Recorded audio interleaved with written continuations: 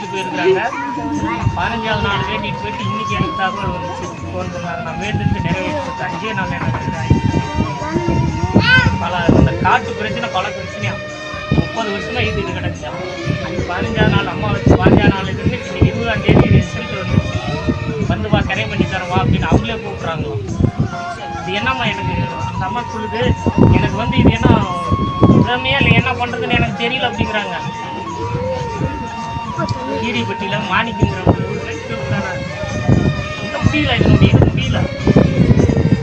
அது இருக்கும்போது இனிமேல் வர வர கூட்டம் வந்துட்டே இருந்துருங்க. நீங்கள் வந்து அம்மாவை பார்க்க 108 நாங்கள் படிக்க உங்கள் கோரிக்கை பூரா நான் நிறைவேற்றேன்.